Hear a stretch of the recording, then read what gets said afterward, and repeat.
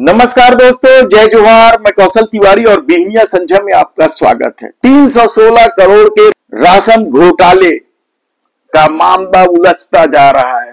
Ration दुकानों में लूट और दोषियों को अफसरों द्वारा बचाए जाने के इस खेल किस कदर बड़ा है और किस तरीके से विधानसभा की जांच समिति को गुमराह कर रही है, यह चौंकाने वाला मामला सामने आया है। दरअसल 216 करोड़ का चावल और 100 करोड़ का शक्कर घोटाला का मामला विधानसभा में उठा था और सत्ता पक्ष इस तरह से घिर गई थी कि उन्हें जांच समिति बनानी पड़ी थी। विधानसभा की जांच समिति जब जांच शुरू की तो उसके सामने ऐसे ऐसे घोटाले और करतूत सामने आए कि आप सुनकर चौंक जाएंगे।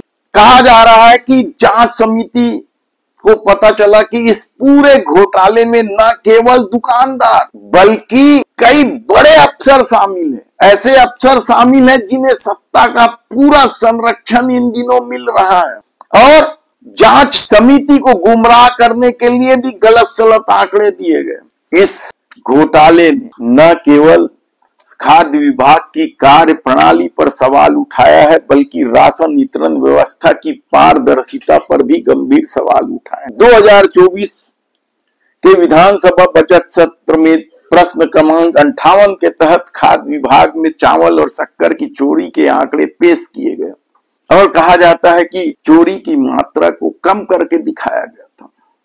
प्रदेश में 33 जिलों की राशन दुकानों में बड़े पैमाने पर अनियमितता हुई। बस्तर में 344, कांकेर में 275, कोरबा में 307, शक्ति में 276, बेमेतरा में 167, कवर्धा में 351, खैरागढ़ में 2, बलौदा बाजार में 227 और गरियाबंद में 188 राशन दुकानों में शक्कर गायब पाई गई। इसके अलावा भी 2000 टन शक्कर की कमी पाई गई जिसका बाजार मूल्य करोड़ों में है।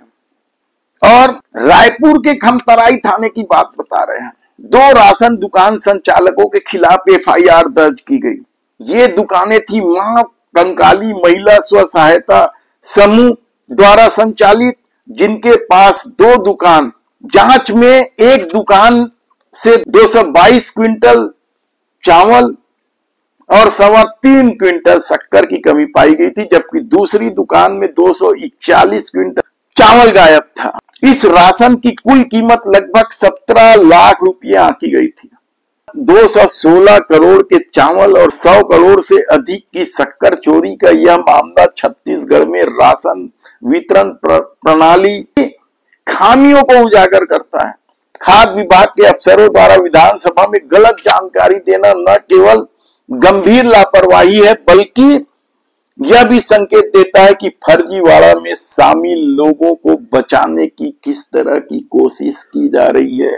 हजारों राशन दुकानों को नोटिस और सैकड़ों को बर्खास्त करने के बावजूद विभाग का दावा कि कोई शिकायत नहीं मिल रही है ना। हंसी आएगी आपको। गलत दुकान, दोषी अधिकारी, सब कुछ क्या बचा लिए जाएंगे। दरअसल जांच के दायरे में 4 और राशन दुकान आ गए जिनके खिलाफ थानों में एफआईआर दर्ज की तैयारी चल रही है, लेकिन कहा जा रहा है कि राजनीतिक हस्तक्षेप या सत्ता के हस्तक्षेप के कारण एफआईआर दर्ज नहीं कराई जा रही है।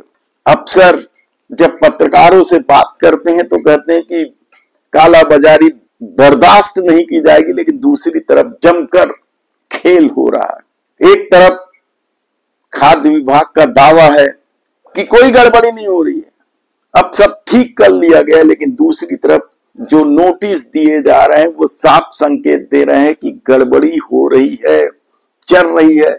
यदि गड़बड़ी नहीं चल रही है तो फिर नोटिस क्यों दी जा रही है। जो एक आंकड़े सामने आए उसके मुताबिक 2847 राशन दुकानों को कारण बताओ नोटिस जारी किया गया है। 1167 दुकानों के खिलाफ राजस्व वसूली की कार्रवाई शुरू की है। कोरबा में एक राशन दुकान को निलंबित कर दिया गया है, जबकि 160 दुकानों को पूरी तरह से बर्खास्त कर दिया गया। सवाल उठता है कि अगर गड़बड़ी नहीं थी तो इतनी बड़ी संख्या में कार्रवाई क्यों हो रही है। अब देखना है कि इस पूरे मामले में जब विधानसभा की समिति जांच करने वाली है तो फिर क्या कुछ होगा, किस तरीके से अफसरों का खेल होगा, किस तरीके से सत्ता अफसर को बचा लेंगे, क्योंकि अफसरों को बचाने के खेल में तो यह सत्ता बेहद माहिर है। आबकारी विभाग के 29 अफसरों को किस तरीके से बचाया जा रहा था, दिव्यांगों के नाम पे अस्पताल खोलकर हजारों करोड़ रुपए की घपलेबाजी करने वाले अफसरों को कैसे बचाया जा रहा था, महादेव सट्टा एक्ट में हर महीने लाखों रुपए वसूलने वाले अफसरों को कैसे बचाया जा रहा है। क्या कोई जेल में दिखाई देता है आपको? जेल में तो ईडी सीबीआई जैसी संस्थाएं डालती हैं। छत्तीसगढ़ पुलिस क्या करेगी, किस तरीके से राजनीतिक दबाव में काम करेगी, गरीबों के इस राशन घोटाले पर सत्ता क्या रुख अपनाती है, यह देखने की बात होगी। धन्यवाद।